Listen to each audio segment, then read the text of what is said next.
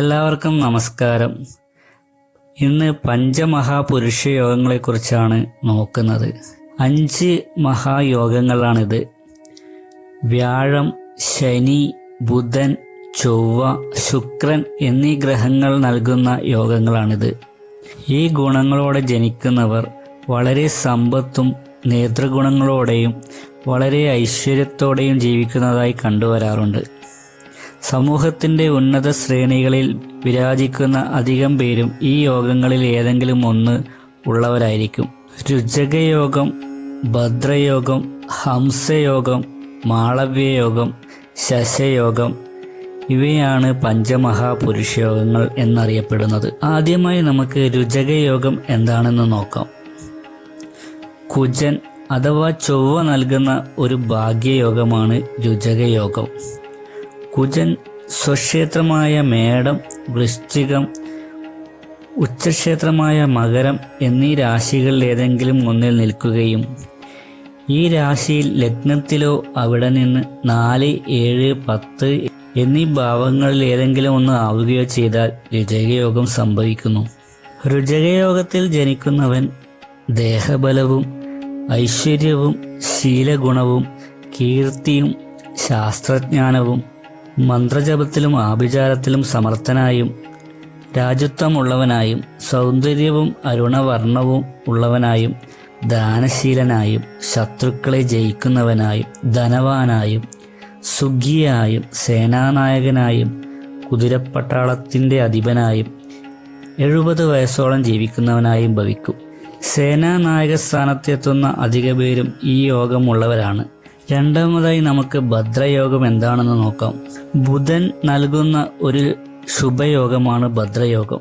ജനന സമയത്ത് ബുധൻ സ്വക്ഷേത്രമായ മിഥുനം, കന്നി എന്നീ രാശികളിൽ ഏതെങ്കിലും ഒന്നിൽ നിൽക്കുകയോ ആ രാശി ലഗ്നത്തിലോ അവിടെ നിന്നും 4, 7, 10 എന്നീ ഭാവങ്ങളിൽ ഏതെങ്കിലും ഒന്നിൽ വരികയും ചെയ്തു കഴിഞ്ഞാൽ ഭദ്രയോഗം സംഭവിക്കുന്നു. ഇനി ഭദ്രയോഗത്തിൽ ജനിച്ചു കഴിഞ്ഞാലുള്ള ഫലങ്ങൾ എന്തൊക്കെയാണെന്ന് നമുക്ക് നോക്കാം.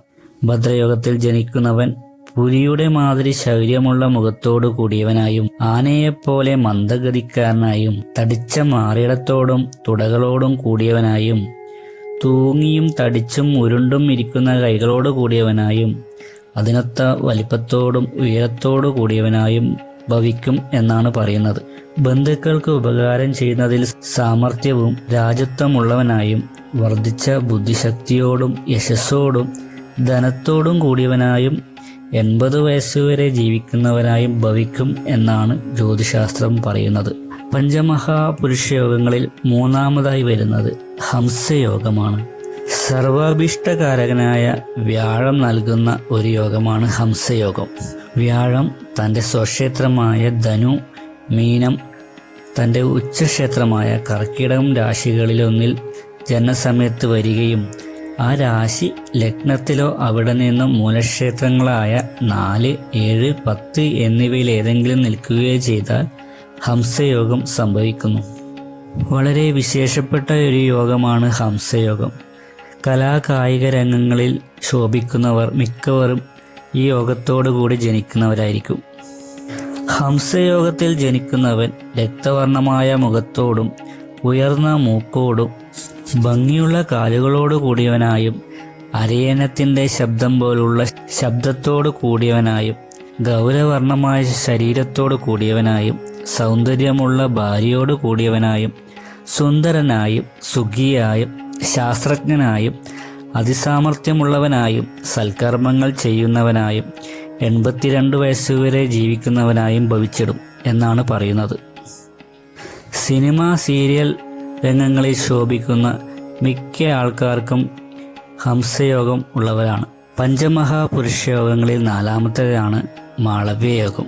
ശുക്രൻ നൽകുന്ന ഒരു സവിശേഷ യോഗമാണിത്. ശുക്രൻ തൻ്റെ ഉച്ചക്ഷേത്രമായ മീനത്തിലോ സ്വക്ഷേത്രങ്ങളായ ഇടവം, തുലാം എന്നീ രാശികളിൽ ഏതെങ്കിലും ഒന്നിലോ നിൽക്കുകയും ഈ രാശി ലഗ്നത്തിലോ അവിടെ നിന്നും 4, 7, 10 എന്നീ ഭാവങ്ങളിൽ ഏതെങ്കിലും ഒന്ന് ആവുകയും ചെയ്താൽ മാളവ്യയോഗം സംഭവിക്കും.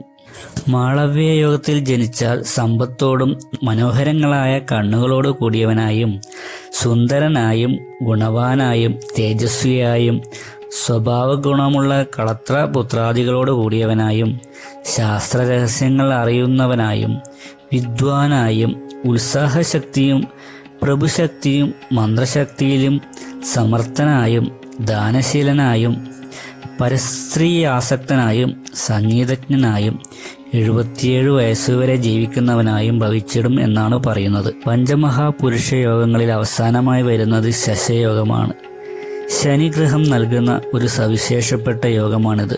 ശനി തൻ്റെ ഉച്ചരാശിയായ തുലാത്തിലോ സ്വക്ഷേത്രങ്ങളായ മകരം, കുംഭം എന്നിവയിൽ ഏതെങ്കിലും ഒന്നിലോ നിൽക്കുകയും ഈ രാശി ലഗ്നത്തിലോ അവിടെ നിന്ന് 4, 7, 10 എന്നീ ഭാവങ്ങളിൽ ഏതെങ്കിലും ഒന്ന് ആവുകയും ചെയ്തു കഴിഞ്ഞാൽ ശശയോഗം സംഭവിക്കുന്നു.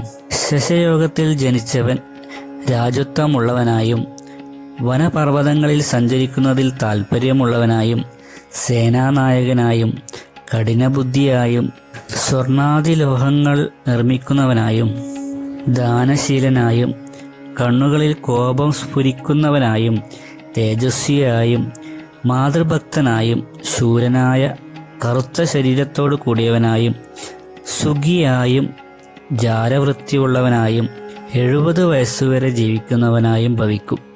ഇവയൊക്കെയാണ് പഞ്ചമഹാപുരുഷയോഗങ്ങൾ എന്ന് പറയുന്നത്.